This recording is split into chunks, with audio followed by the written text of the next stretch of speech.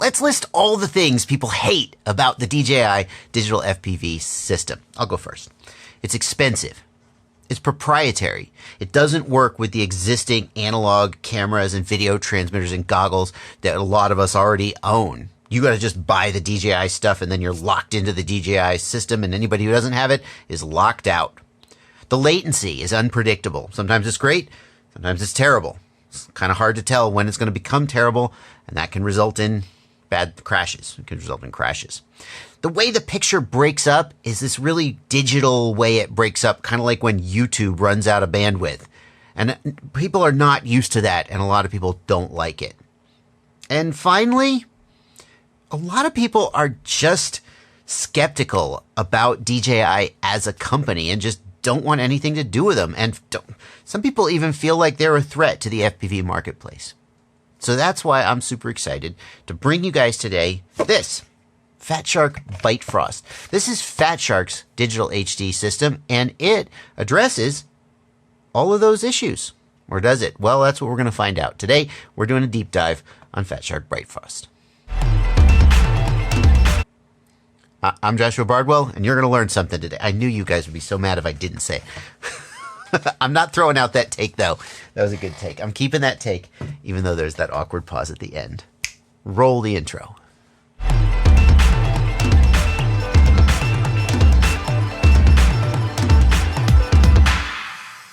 This video has a lot of information in it, and I am so tempted to break this video into separate videos, but I'm not going to do that. I'm going to give you all the information all at once in one place where it is most convenient for you. In order to help you find the stuff you're looking for, I've got a table of contents down in the video description with timestamps to the major sections of the video. If you find yourself getting bored, just go down to the timestamp and skip ahead to the next section that has the information you want to see. The 4 major sections of this video are going to be, number 1, an overview of the Byte Frost system. Just like, what is it? What does it do? What do the menus look like? Part number 2 is going to be installation. How does it go into the quad? Part number 3 is going to be flight testing. And yes, we will be doing flight testing against the DJI digital system, obviously. And then part 4 is going to be just conclusions and overall wrap-up recommendation, like who should buy it and who might not want to buy it. I hope that you stick around, because you may not know this, it's actually really bad for my channel if you click on a video and then like immediately click away. That tells YouTube that this is just not interesting, and then YouTube doesn't show it to people, and then fewer people see it, and then I have to beg you to join my Patreon to pay the bills. So if you clicked on this video and you've gotten this far, please go ahead and watch all the way to the end. There's a whole lot of info here. I'm trying to do the right thing for you by putting it all in one video. I hope you'll do me the favor of letting it play to the end. Let's do it. So this is the Byte Frost video transmitter. You can see it's got a 30mm form factor, and it just mounts above or below your flight controller or anywhere you'd mount a 30mm board. We'll take a closer look at that video transmitter later when we get to the installation section. Here is a display. No, this is more than a display. This, in fact, is the Byte Frost receiver module. It's not a module. It doesn't go in your goggles. And so that's going to annoy some people. It's a ground station. If you have the Fat Shark transformer, remember the Fat Shark transformer that goes on your face box goggle? This can actually go in there, I believe. The user manual suggests that it can. But other than that, you're going to have this mounted on a tripod, and it does have an HDMI output, so you can run it into your goggles. More about that later. Now, this screen can take power from a USB-C plug. So if you have a power bank or some other USB-C power source, it can get powered from that, or it can get powered from a DC input. And it does come with one of these Fat Shark 18650 cases. You can use 18650 lithium cells to power it. And it's got a nice bracket on the back where the battery can clip in to hold it in place and power up the unit. No, there isn't a power switch. This is the camera that comes with the Byte Frost system, and at first glance it looks just like any other analog FPV camera, but it isn't. This is a high-definition analog camera. So you're probably used to thinking of high-definition devices as being digital, and in fact, like the DJI camera has a digital connection to the DJI Air unit, and that's just how it sends its data. But analog high-definition standards have existed for a while. They're used mostly in security camera setups, And it's basically just like somebody took an NTSC or PAL signal and scaled it up to get more resolution. This is not like, you know how we see some cameras and they say 12,000 TV lines, but really it's just standard definition underneath. This is a legit high definition analog camera. Another great thing about the way that Byte Frost handles its cameras is that this camera is not proprietary.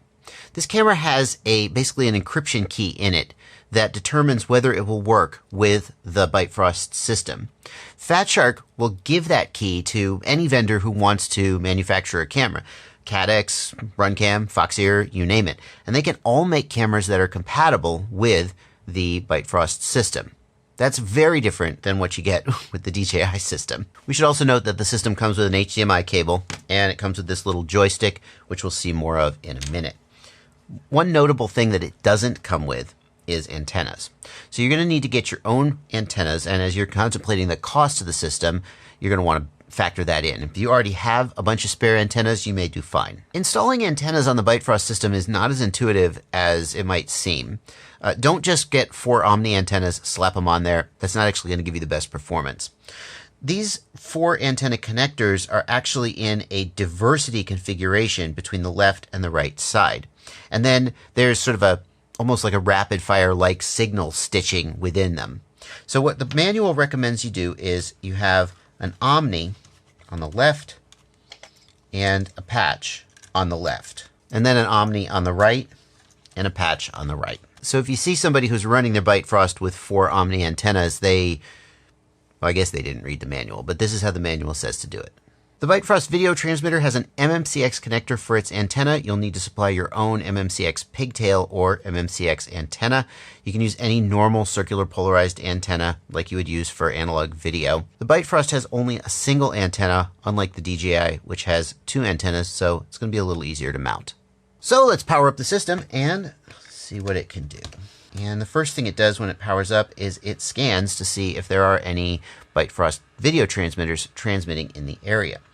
You can see here the channel status. There are 4 high quality channels and up to 6 low quality channels. We're going to be using high quality, which is the high definition camera that we've got shipped with the unit. The system is navigated using this joystick on the back, and the joystick is context sensitive. It's not like they just give you one menu that you step through.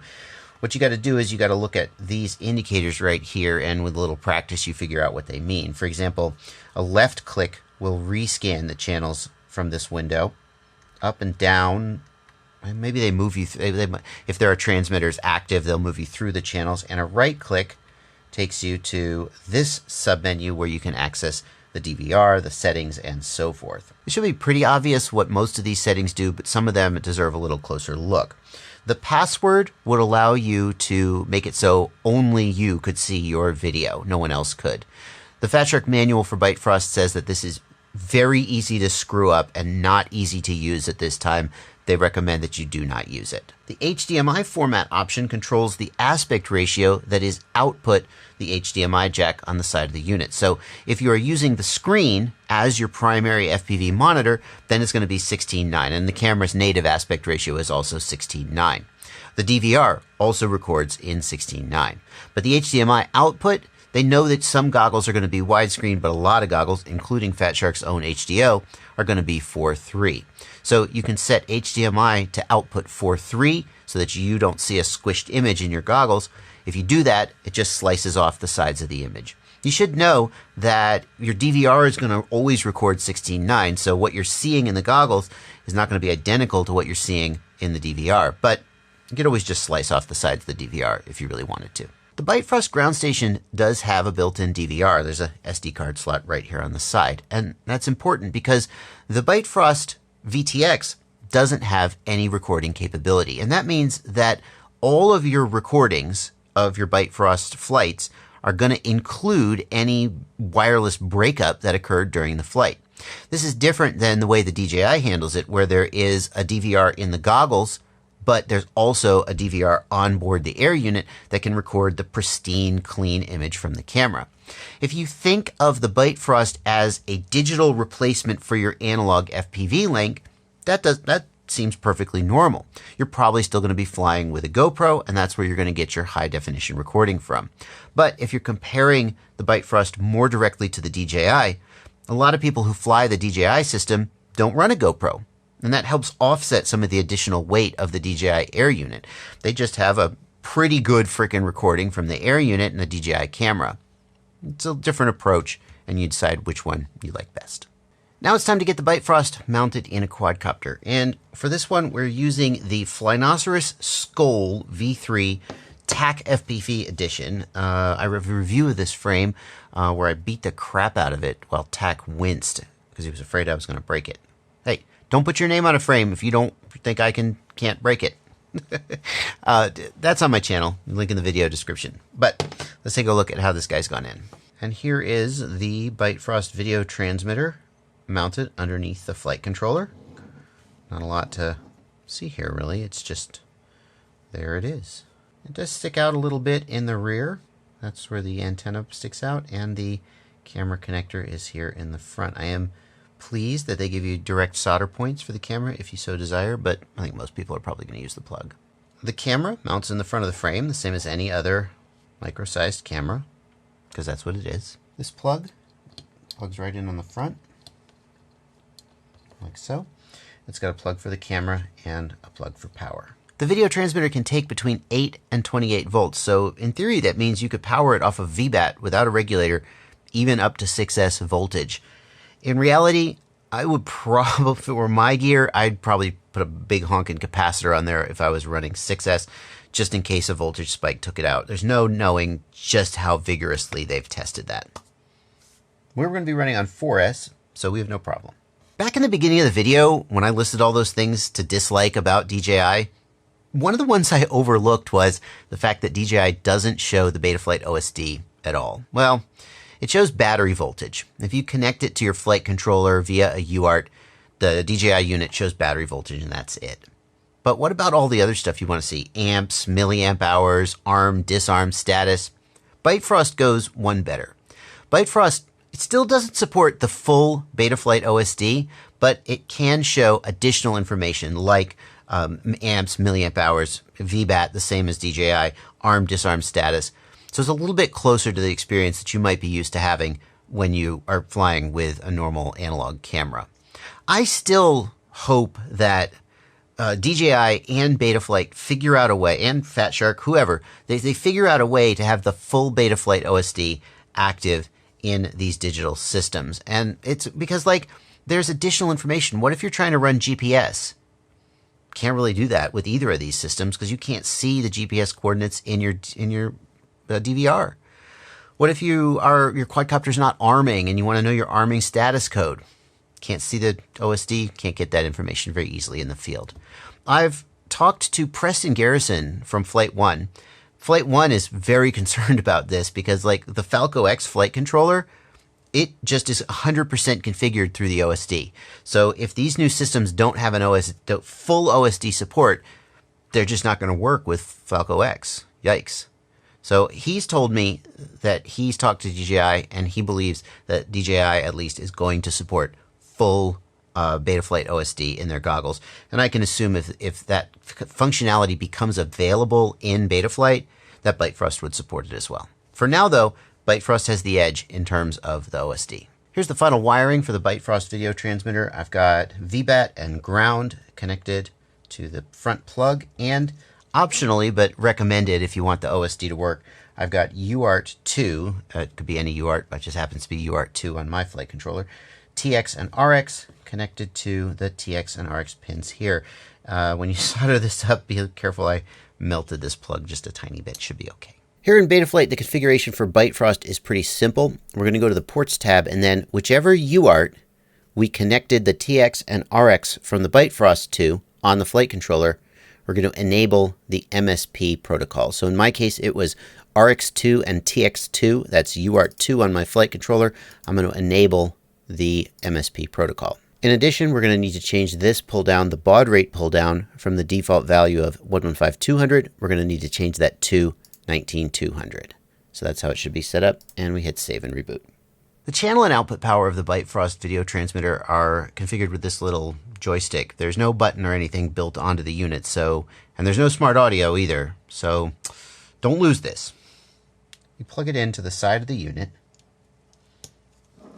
and a short press on this button changes the channel. Again, in high quality mode, there's 4 channels, 1, 2, 3, and 4. I don't have the exact frequency chart in front of me, but basically they're spread throughout the race band, more or less. So you can set it to channel 1, 2, 3, and 4. And yes, you will stomp analog transmitters or DJI transmitters.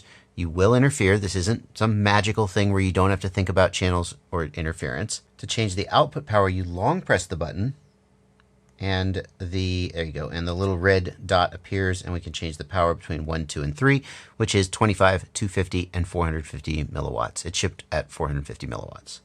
To confirm that, you long press again, it shows 8 and disappears. This left joystick is used to configure the camera. So you can see I've got all the settings you would expect to see from a RunCam camera. You can have a pilot OSD or a pilot call sign, picture adjust brightness, contrast, sharpness, etc. We're going to go with the defaults for now. And now, through the magic of editing, the build is finished and it's ready to go fly. So let's go do that. Oh, here we are.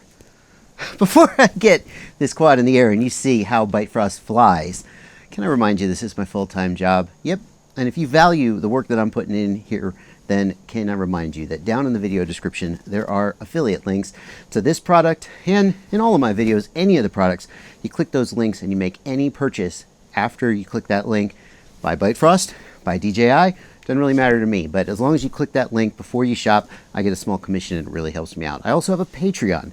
If you want to give me a couple bucks a month, that is super helpful. Let's get on with the testing.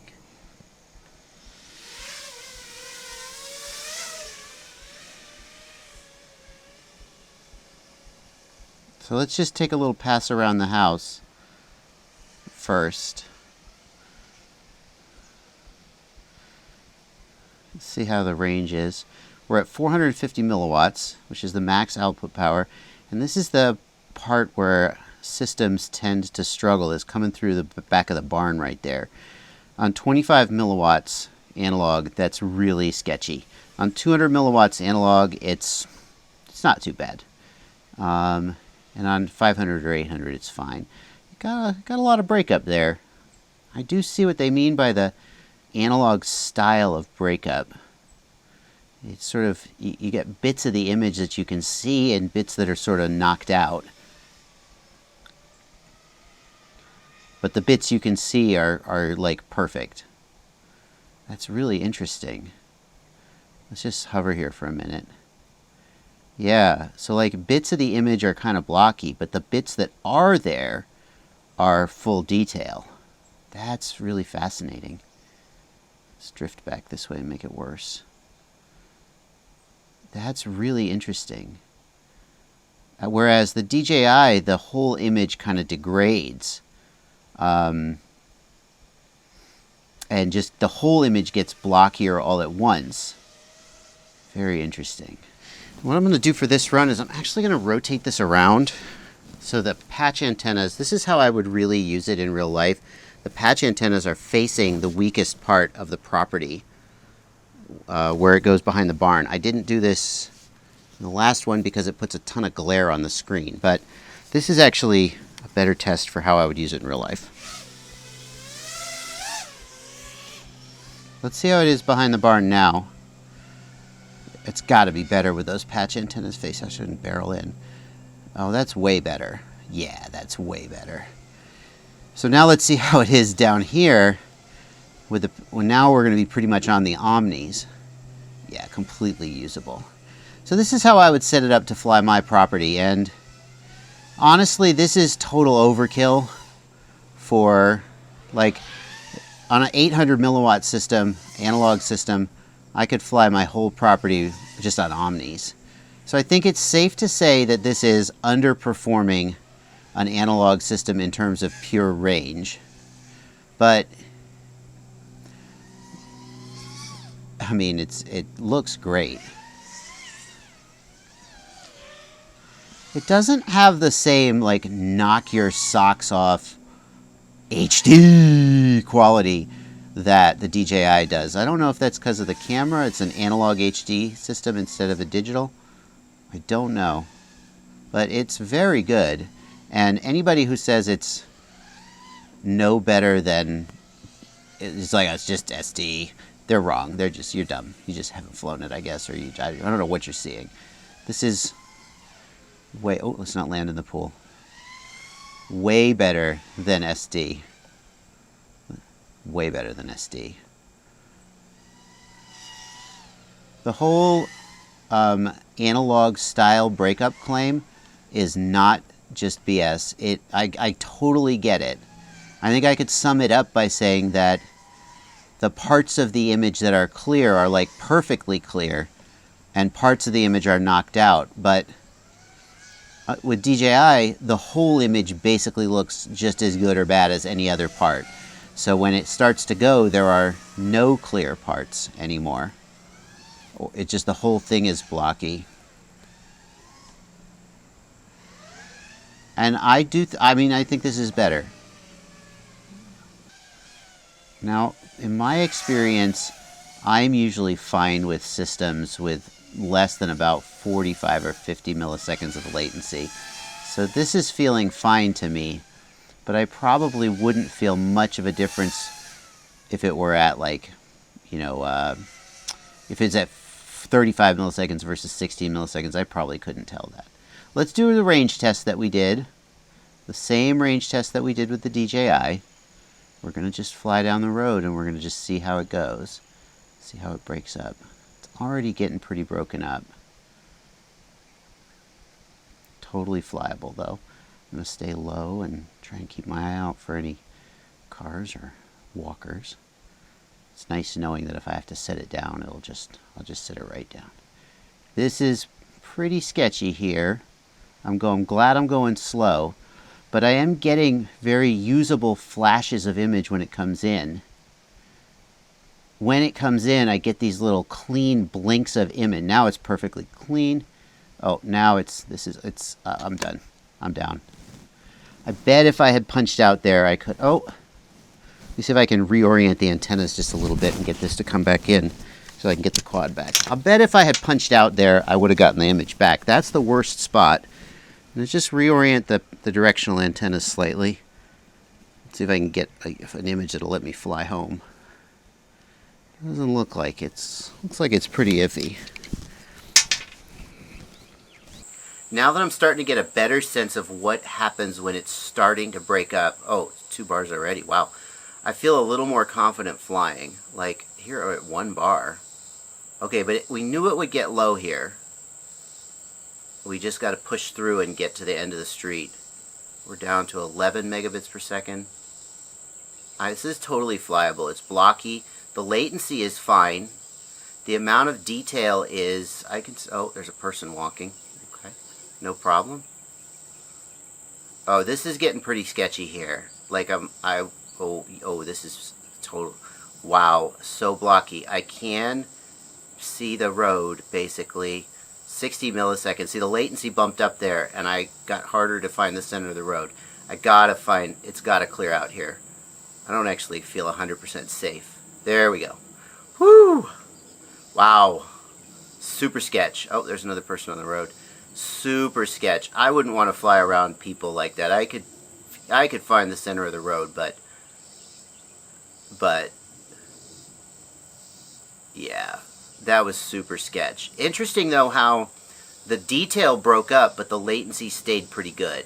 So then that brings us to the end of the video. And as always, the question, which one should you buy? And I'm going to bet that most people watching this think it's really obvious that one of them won, just depending on which things you value. Here's how I think it breaks down. In terms of range, DJI wins. It had more range than the Byte Frost with Omni antennas, while the Byte Frost had patches. If the DJI had patches, it would be doing even better. In terms of picture quality, I think DJI wins. It's just got this knock your socks off high def. Why?